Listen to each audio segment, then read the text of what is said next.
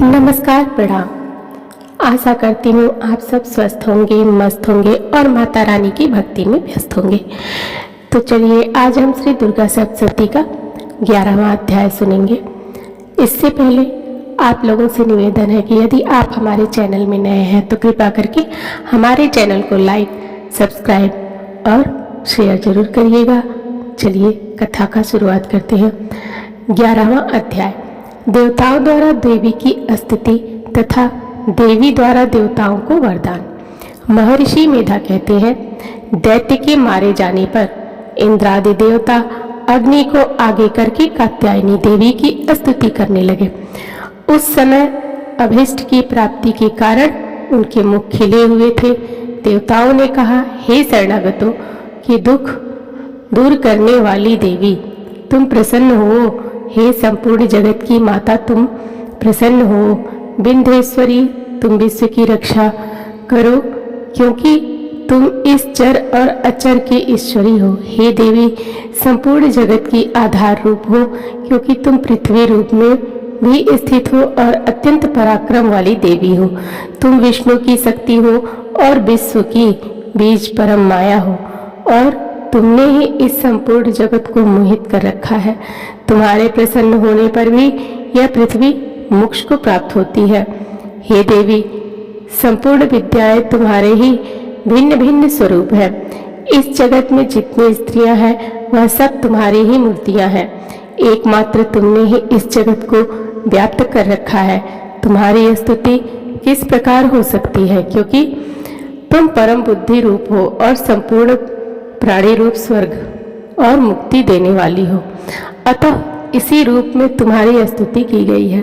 तुम्हारी स्तुति के लिए इससे बढ़कर और क्या युक्तियां हो सकती है।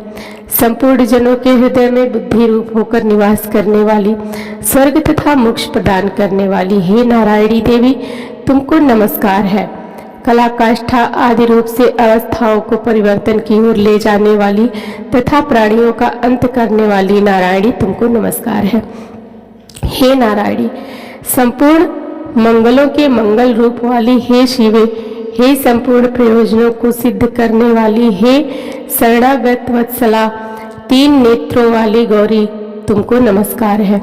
सृष्टि, स्थिति तथा संहारों की शक्तिभूता सनातनी देवी, गुणों का आधार तथा सर्व सुखमयी नारायणी, तुमको नमस्कार है।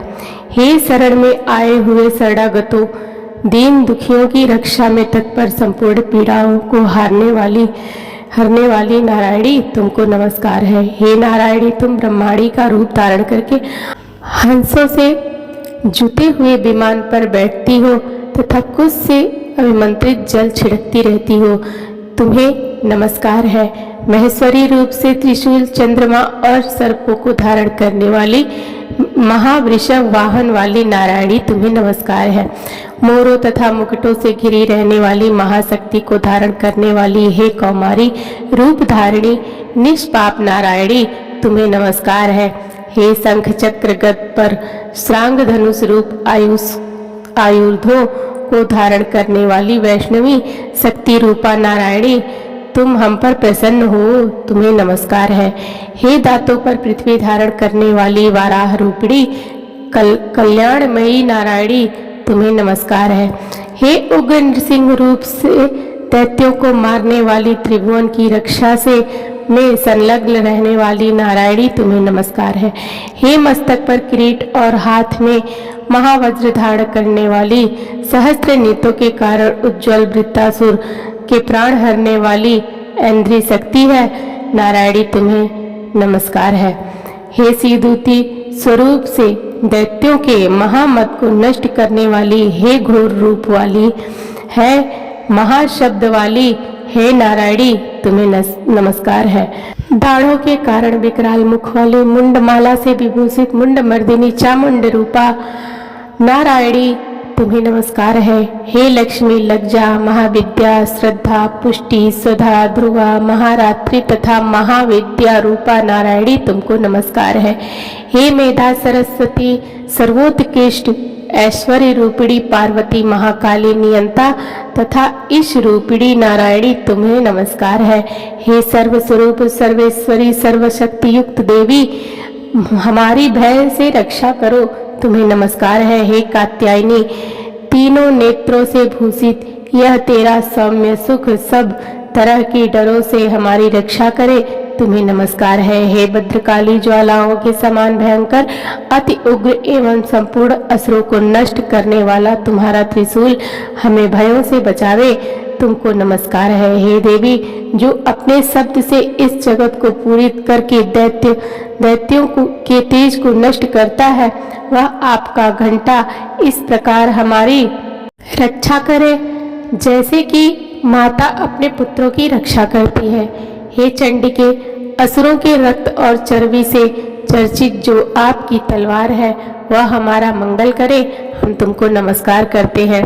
हे देवी, तुम जब प्रसन्न होती हो तो संपूर्ण रोगों को नष्ट कर देती हो, और जब रुष्ट हो जाती हो तो संपूर्ण वांछित कामनाओं को नष्ट कर देती हो। जो मनुष्य तुम्हारी शरण में जाते हैं उन पर कभी विपत्ति नहीं आती, बल्कि तुम्हारी शरण में गए हुए मनुष्य दूसरों को आश्रय देने योग्य हो जाते हैं। अनेक रूपों से बहुत प्रकार की मूर्तियों को धारण करके इन धर्मद्रोही असुरों का तुमने संहार किया, वह तुम्हारे सिवा कौन कर सकता है। चतुर्दश विद्याएं, षष्ठ शास्त्र और चारों वेद तुम्हारे ही प्रकाश से प्रकाशित है, उनमें तुम्हारा ही वर्णन है। जहाँ राक्षस विषैले सर्प शत्रुगण हैं, वहाँ और समुद्र के बीच में भी तुम साथ रहकर इस विश्व की रक्षा करती हो। हे विश्वेश्वरी, तुम विश्व का पालन करने वाली विश्वरूपा हो, इसलिए संपूर्ण जगत को धारण करती हो, इसलिए ब्रह्मा विष्णु महेश को भी वंदनीय हो। जो भक्ति पूर्वक तुमको नमस्कार करते हैं वह विश्व को आश्रय देने वाले बन जाते हैं। हे देवी, तुम प्रसन्न हो और असुरों को मारकर जिस प्रकार हमारी रक्षा की है, ऐसे ही हमारे शत्रुओं से सदा हमारी रक्षा करती रहो। संपूर्ण जगत के पाप नष्ट कर दो और पापों तथा उनके फल स्वरूप होने वाली महामारी आदि बड़े बड़े उपद्रवों को शीघ्र ही दूर कर दो। विश्व की पीड़ा को हरने वाली देवी, शरण में पड़े हुओं पर प्रसन्न हो। त्रिलोक निवासियों की पूजनीय परमेश्वरी, हम लोगों को वरदान दो। देवी ने कहा, हे देवताओं, मैं तुमको वर देने को तैयार हूँ। आपकी जैसी इच्छा हो वैसा वर मांग लो, मैं तुमको दूंगी। देवताओं ने कहा, हे सर्वेश्वरी, त्रिलोकी के निवासियों की समस्त पीड़ाओं को तुम इसी प्रकार हरती रहो और हमारे शत्रुओं को इसी प्रकार नष्ट करती रहो। देवी ने कहा, वैवस्वत मनवंतर के 28वें युग में 2 और महा असुर शुंभ और निशुंभ उत्पन्न होंगे। उस समय मैं नंद गोप के घर से यशोदा के घर में उत्पन्न होकर विंध्याचल पर्वत पर शुंभ और निशुंभ का संहार करूंगी। फिर अत्यंत भयंकर रूप से पृथ्वी पर अवतीर्ण होकर मैं वैप्रचिति नामक दानवों का नाश करूंगी। उन भयंकर महाअसुरों को भक्षण करते समय मेरे दांत अनार पुष्प के समान लाल होंगे। इसके पश्चात स्वर्ग में देवता और पृथ्वी पर मनुष्य मेरी स्तुति करते हुए मुझे रक्त दंतिका कहेंगे। फिर जब 100 वर्षों तक वर्षा न होगी तो मैं ऋषियों के स्तुति करने पर आयोनिज नाम से प्रकट होऊंगी और अपने 100 नेत्रों से ऋषियों की ओर देखूंगी। अतः मनुष्य सताक्षी नाम से मेरा कीर्तन करेंगे। उसी समय मैं अपने शरीर से उत्पन्न हुए प्राणों की रक्षा करने वाले शार्कों द्वारा सब प्राणियों का पालन करूंगी और तब इस पृथ्वी पर शाकंभरी के नाम से विख्यात होंगी और इसी अवतार में मैं दुर्ग नामक महाअसुर का वध करूंगी और इससे मैं दुर्गा देवी के नाम से प्रसिद्ध होंगी। इसके पश्चात जब मैं भयानक रूप धारण करके हिमालय निवासी ऋषियों महर्षियों की रक्षा करूंगी, तब भीमा देवी के नाम से मेरी ख्याति होगी। और जब फिर अरुण नामक असुर तीनों लोकों को पीड़ित करेगा, तब मैं असंख्य भ्रमरों का रूप धारण करके उस महादैत्य का वध करूंगी।